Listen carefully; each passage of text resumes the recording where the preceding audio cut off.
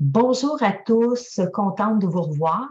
Alors, vous savez, l'Académie des finances personnelles a maintenant un bottin de conseillers financiers pour vous aider à répondre à vos besoins. Et j'ai décidé de rencontrer tous les conseillers financiers qui font partie du bottin afin qu'ils puissent vous parler de leur passion, des services qu'ils offrent, de ce qui est important pour eux. Et aujourd'hui, je rencontre Fabien Major, qui est conseiller en sécurité financière, planificateur financier et conseiller de plein exercice. Bonjour Fabien, Bonjour Barbara. comment vas-tu? Très bien. Toi aussi? Oui, ça va super bien, merci. Fabien, dis-moi, qu'est-ce qui t'a amené à faire ce que tu fais aujourd'hui comme profession?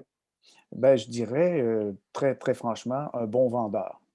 C'était mon père qui, lui, était un conseiller en assurance et puis, début trentaine, j'ai 4 jeunes enfants et je suis animateur de radio, je suis chroniqueur à la télé et puis, et je commence des fois à m'inquiéter, pour la sécurité financière de ma famille et puis, je me demande un peu qu'est-ce qui pourrait arriver si je perdais mon emploi. Alors mon père me dit: «Tu devrais quand même, retourner à l'école et suivre des cours, question d'avoir un plan B au cas où».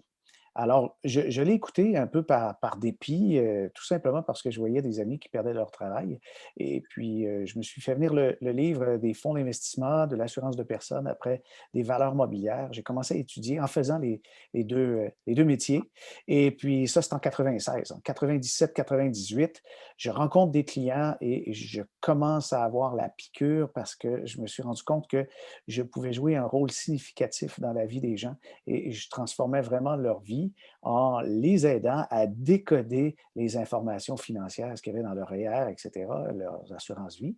Parce que en ayant travaillé pendant 14 ans à temps plein dans les médias, je crois avoir développé une certaine facilité à vulgariser, à simplifier les choses. C'était mon rôle aussi à la radio. Je devais lire 5 quotidiens et résumer des articles en 30 secondes, 45 secondes, 60 secondes. Ce que le réalisateur me disait dans l'oreille, ben, il fallait finalement que je prenne ce temps-là, uniquement ce temps-là, pour résumer une lecture.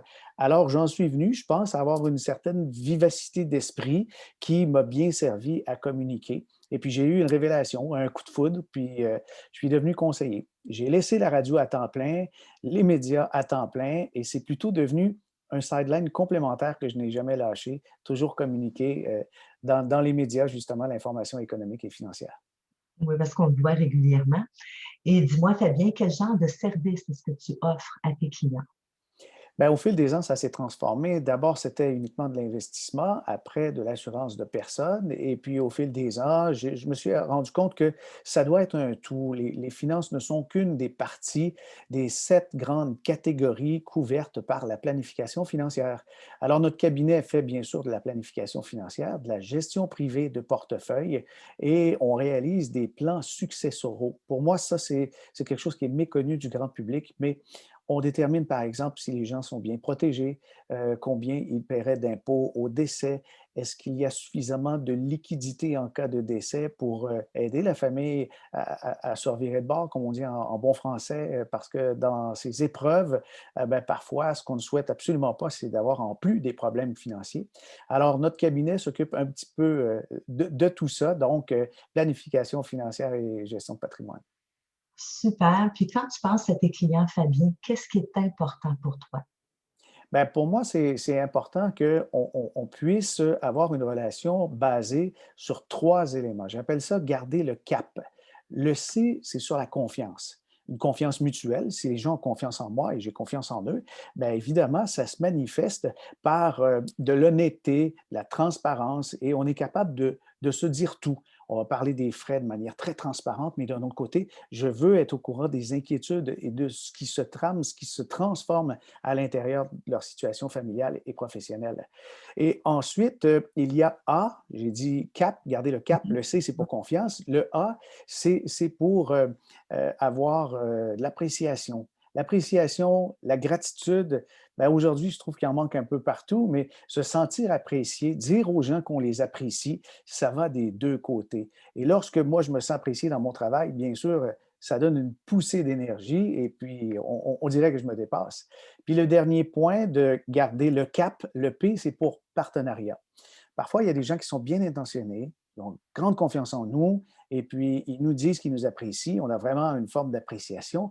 Mais le partenariat, ben, il est un peu déficient, c'est-à-dire qu'il n'y a pas pleine collaboration. Il manque des documents ou encore on remet, on reporte les rendez-vous, tout ça.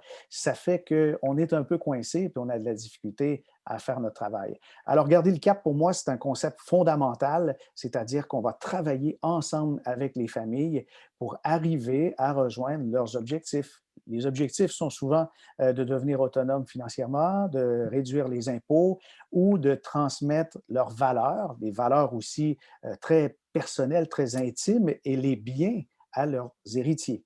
Alors, c'est quand même gros comme mission, mais c'est un travail passionnant. Et merci beaucoup, Fabien. C'était vraiment intéressant. Et pour trouver les coordonnées de Fabien, rendez-vous sur le site web de l'Académie des finances personnelles. Dans le bottin des conseillers financiers, vous allez trouver facilement les coordonnées de Fabien. Merci et à bientôt. Merci.